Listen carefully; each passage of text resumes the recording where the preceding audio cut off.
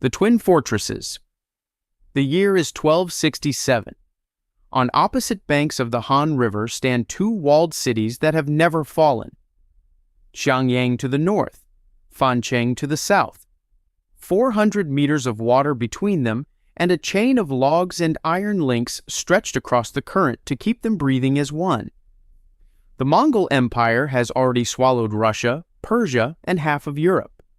It has shattered armies 10 times the size of anything defending these two cities. And here, at a river crossing in central China, it stops for 6 years.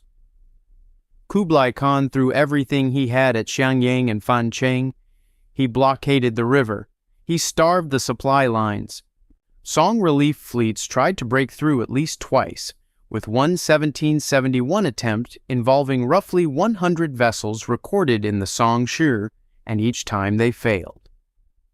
After 6 years of failure, Kublai did something no Mongol commander had ever needed to do. He wrote a letter to Persia asking for help. 2 Muslim engineers named Ismail and Ala al-Din arrived in 1272 carrying blueprints for a counterweight trebuchet the Chinese called the Hui Hui Pao, the Muslim machine. Fancheng fell first. When the weapon was turned on Xiangyang, its commander Lu Wenhuan surrendered within days. Not after repeated bombardment. Almost immediately upon seeing what had happened across the river. Military historian Stephen Turnbull identifies this siege as the single most important strategic event of the Yuan conquest of the Song, the moment the entire Yangtze corridor cracked open. The most powerful military force the medieval world had ever produced spent 6 years unable to take 2 cities. When it finally managed, it needed a machine invented 5,000 kilometers away. Whether that says more about Mongol limitations or Chinese engineering genius, we may never fully agree. But it raises a question that has no comfortable answer. What exactly were they so afraid of inside those walls? The city that refused to die. In the year 259 before the Common Era, the Qin army had just finished burying 400,000 Zhao soldiers alive in the mass graves of Changping. Their general looked south toward Handan, the Zhao capital, and saw a city with no professional army left to defend it. He expected weeks. What he got was 3 years. Handan had nothing. Its fighting force was gone. The Qin machine surrounding it was the most experienced and ruthless military operation in the ancient Chinese world. By every rational calculation, the city should have collapsed before the end of the first season. Instead, the citizens organized their own defense. Aristocrats fed their own households to the troops. Women reportedly helped hold the walls. The Shiji, the records of the grand historian written by Sima Qian around 94 before the Common Era, documents every turn of what followed with striking precision. The city held through its first year, then its second, surviving on will alone before a political miracle began to form. Lord Xinling of Wei, one of the 4 great lords of the Warring States period, stole the Wei army's military tally from his own brother-in-law King Anxi by convincing the king's favorite concubine to take it, an act of elegant espionage that Sima Qian treats as one of the most celebrated moments in all of classical Chinese literature. The relief force that followed, combined with a Chu contingent, broke the Qin lines and forced a withdrawal in 257 before the Common Era. Historian Lothar von Falkenhausen notes that Handan's concentric walled districts made it uniquely defensible even without soldiers. But the architecture only explained so much. Before any relief was coming, before Lord Xinling's gambit had even begun, Handan held on nothing but the refusal of its people to accept the obvious. What drives a city with no army and no rational hope to keep fighting for a year before help arrives? We can document the walls and the diplomatic mechanics. What we cannot fully measure is whatever it was that held those people at their posts in the dark. The Lost Legion. The year is 36 before the Common Era. A Han Chinese general named Chen Tang is leading 40,000 men through the bleached steppes of Central Asia to destroy a Xiongnu chieftain who has humiliated the Han court. When they reach his fortress on the banks of the Talas River in what is now the Kazakhstan-Uzbekistan borderlands, they encounter a defensive formation that stops Chinese scribes cold. The defenders are fighting in a locked shield configuration, a fish-scale formation, the Han Shu calls it, using a term that appears nowhere else in Han military literature. The Han Shu, the Book of Han completed around 111 of the Common Era, records the capture of 145 prisoners at the Jiji fortress, an unusually precise number, who were then settled in Gansu province as a military colony. 17 years before this siege, at the Battle of Kherhe in 53 before the Common Era, 10,000 Roman prisoners were taken east by the Parthians. Oxford classicist Homer Dubbs calculated in a 1955 paper that the timing and geography of successive prisoner transfers could plausibly have delivered Roman soldiers to the Xiongnu frontier by 36 before the Common Era. The town of Likian in Gansu province, believed by some researchers to derive its name from a hand transliteration of Alexandria or Legion, has residents with documented European genetic markers. A 2005 DNA analysis led by Professor Jie Xiaodong of Lanzhou University found such markers in a significant portion of tested residents, though the study's methodology has been disputed and independent replication remains incomplete. Mainstream sinologists argue the fish scale description is simply a translation anomaly and that the DNA evidence is inconclusive. But every piece of coincidental evidence points in the same direction independently.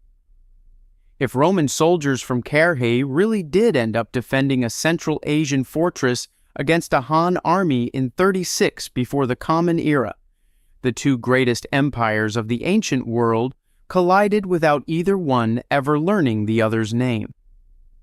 Is the absence of a record proof it didn't happen, or proof that no one on either side survived to write it down? The end of a world. The year is 311 of the Common Era. Luoyang is the largest city on Earth. Its population may have exceeded 500,000. Its imperial library holds the most complete collection of manuscripts in Chinese history, reportedly over 29,000 scrolls accumulated across centuries of Han and Jin rule. In the spring of 311, Xiongnu cavalry ride through its gates. The Jin Shu, the Book of Jin compiled under the Tang Emperor Taizong in 648 of the Common Era, records what came next with the kind of precision that suggests the historians who wrote it were still not entirely over the shock. Emperor Huai was captured and forced to serve wine at a banquet wearing servant's clothes before being executed in 313. The library burned. The city that had housed 500,000 people was reduced to rubble and silence. Historian David Graff in Medieval Chinese Warfare identifies the Luoyang disaster as the moment that established the defining pattern of Chinese dynastic collapse: peripheral military power overwhelming a sedentary center hollowed out by court faction. The demographic consequences were staggering.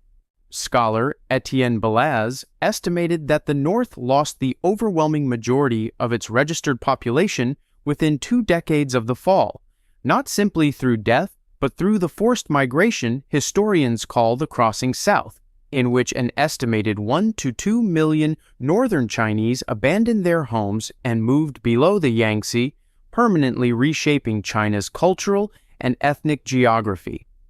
That is the rational account. But the rational account cannot quite explain the speed.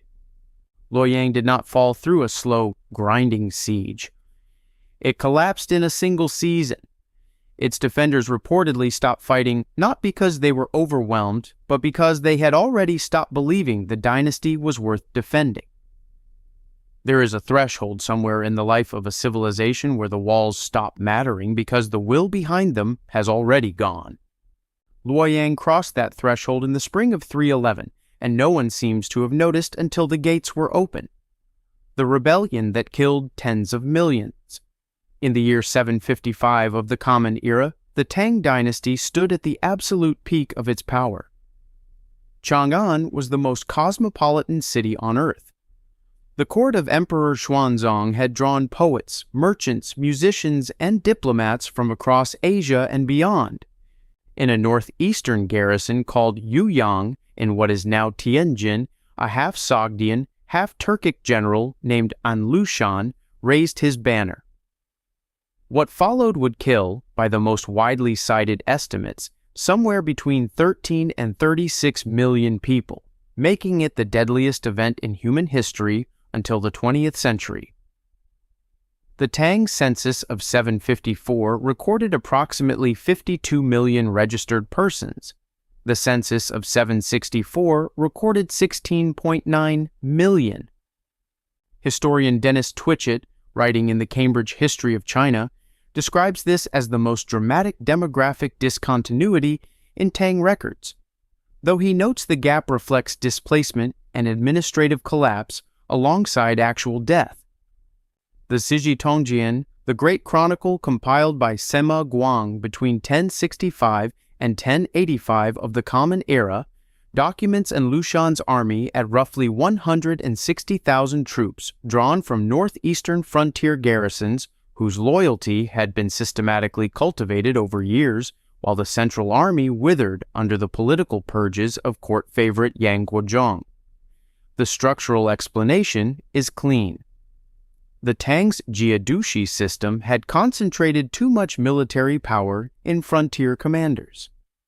An Lushan was an inevitable product of institutional rot. But the system had been broken for decades before him. Dozens of Jiedushi had the same opportunity and did nothing. Something specific about this man, this garrison, this season turned a structural flaw into civilizational catastrophe. We know the mechanism. What we cannot fully account for is why, of all the possible flashpoints, history chose Yuyang. The emperor who ran the year is 756.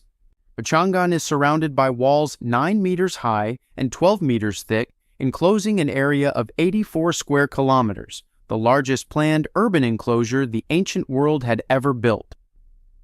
1 million people live inside it. The rebel army is coming. Emperor Xuanzong could defend it. The walls are intact, the garrison is in position. Instead, within 24 hours of receiving news of An Lushan's approach, he leaves. His personal escort numbered fewer than 1,000 soldiers, documented in the Zhiji Tongjian, chapter 2:18. He fled southwest toward Chengdu, and Chang'an fell without a serious fight.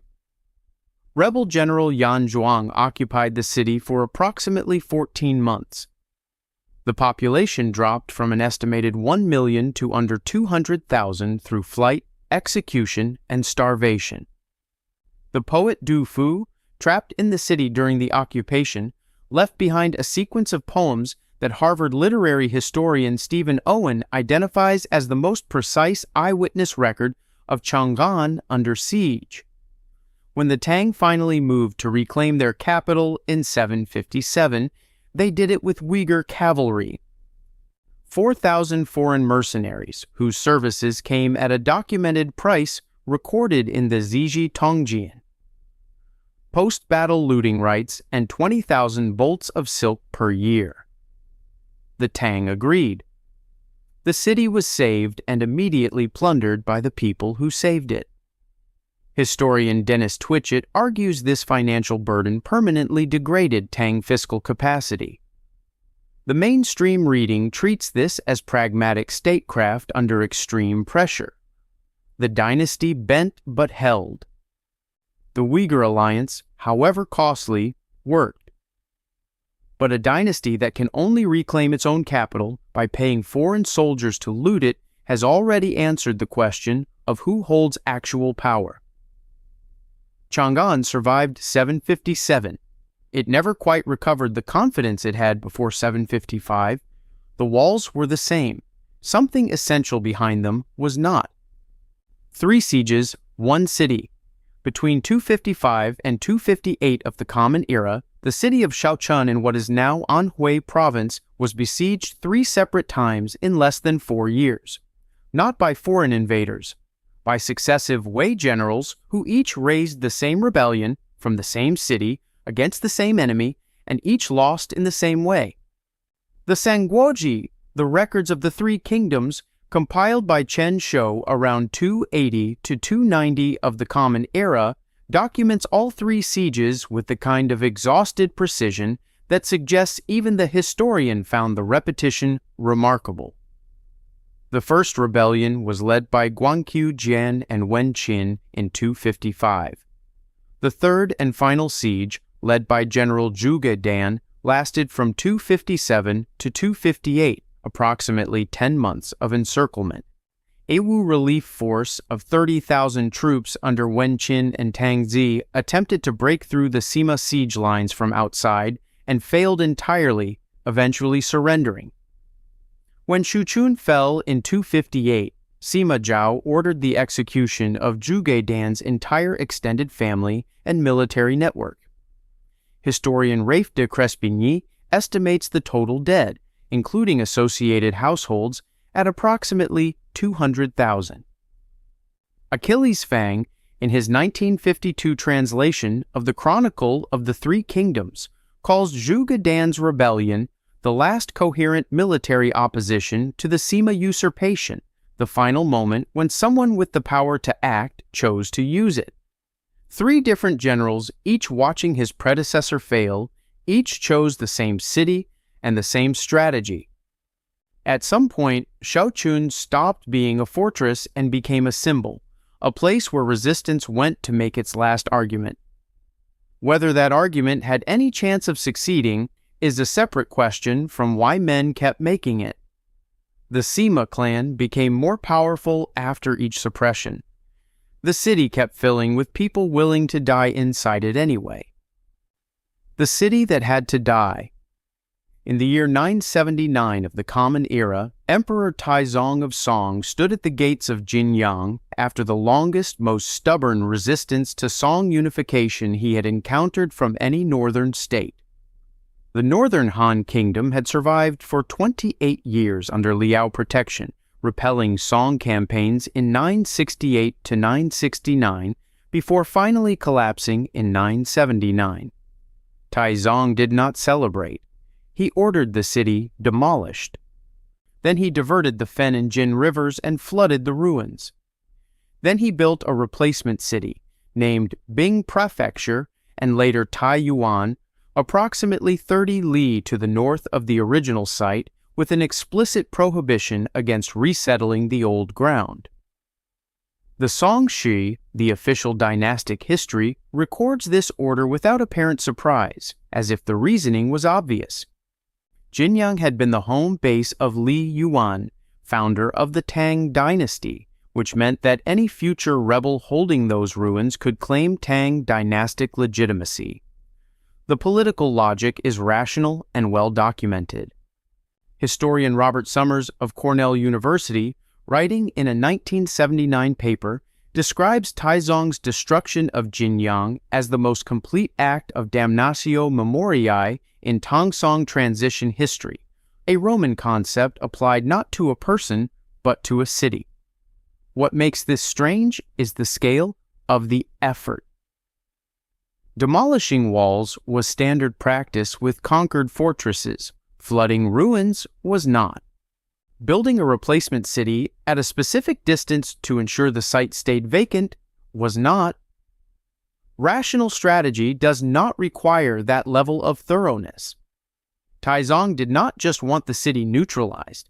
He wanted the idea of the city neutralized, the memory that a place had stood there and held out and meant something. Whether he succeeded is a question the ruins beneath modern Taiyuan's outskirts have not yet finished answering. Fire on the water. The year is 1132 of the Common Era. A Jin dynasty fleet is advancing on the Song coastal fortress of Dengzhou on the Bohai Sea, outnumbering the defenders by a margin that should make the outcome predictable. The Song commander deploys something the Jin have no category for. When the weapons land, the Jin fleet burns.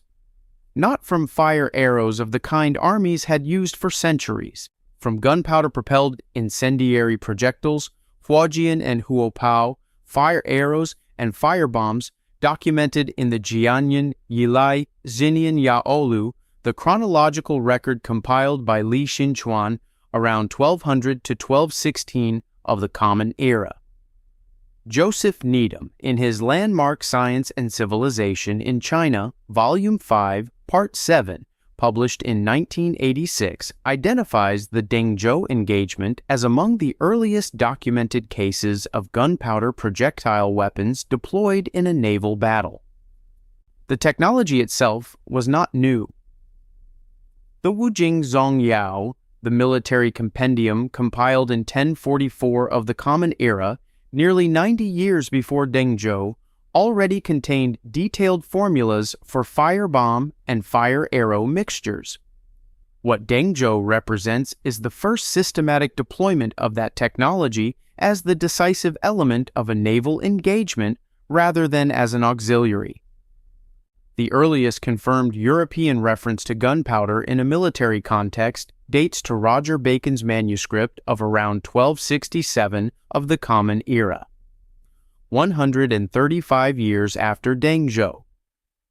Mainstream historians caution against reading the outcome too cleanly, noting that weather, positioning, and Jin navigational disadvantages all contributed to the result alongside the weapons themselves. But the Jin did not return to Dengzhou by sea, and the Song possessed gunpowder naval weapons for generations before the Mongol conquest ultimately overwhelmed them on land. What does it mean that a civilization could invent the weapon that would eventually change all of warfare, deploy it successfully in battle, and still lose? We may be asking the wrong question about what weapons actually decide. The Fortune Teller's Gate. The year is 1127 of the Common Era. Bianjing, in what is now Henan Province, is the largest city in the world.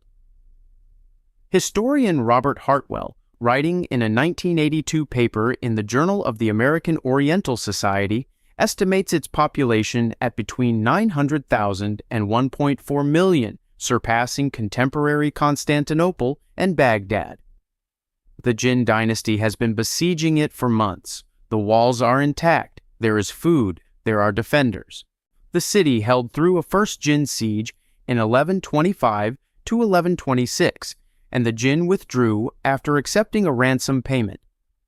Then a Taoist practitioner named Guo Jing told Emperor Qinzong that a divine army of 7.77 million celestial soldiers would descend to annihilate the Jin if the city's gates were opened to receive them. The Jingkang Baoshi, a near-contemporary account of the siege, records that specific number with the kind of precision that suggests it carried real numerological weight in the ritual context Guojing constructed. The emperor ordered the gates opened. No divine army materialized. The Jin walked in. Both Emperor Qinzong and his father, the retired Emperor Huizong, were taken north to Manchuria, along with reportedly 14,000 members of the imperial family and court. They died in captivity. The event entered Chinese historical memory as the humiliation of Jing Kang, invoked in political rhetoric for over a century afterward. Mainstream historians, including Herbert Franke in the Cambridge History of China Volume 6, frame Guojing's intervention as a symptom of a court that had already psychologically collapsed, searching desperately for any exit that wasn't surrender. The fortune teller didn't cause the defeat. The defeat was already inevitable. But the walls were still standing. The food supply was still functional. The first siege had ended with the Jin leaving. If Qinzong had not opened those gates on that specific morning, the second siege might have ended the same way. The largest city in the world was not broken by an army. It was opened by a story. and that may be the most unsettling military fact in all of Chinese history. Attend sieges across 1,500 years of Chinese history, and the pattern that emerges isn't really about walls or weapons or armies. It's about what happens in the moment a city, a dynasty, or an emperor stops believing in the thing they're defending. Mainstream historians will give you the rational causes for every fall on this list, and they're right about all of them.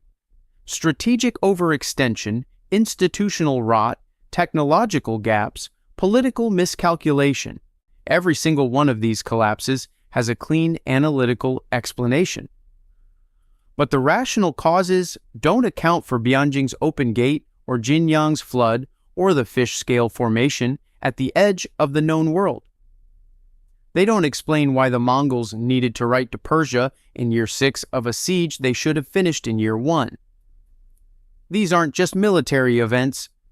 They are the moments where history shows its actual architecture, every fault line, every impossible survival, every act of irrational courage or catastrophic belief laid bare in stone, fire, and water. Most people glance at these events as footnotes in a timeline. The fact that you're still here means you're asking what was actually happening underneath. This channel exists for exactly that. Hit subscribe and stay in the archive. Now go to the comments and tell me which of these 10 sieges you think history has most completely misunderstood and why. Every wall ever built was eventually breached, flooded, surrendered from the inside, or simply outlasted. The twin fortresses of Xiangyang held the greatest army on Earth for 6 years, and it still wasn't enough. Some walls hold longer than others. None hold forever. Subscribe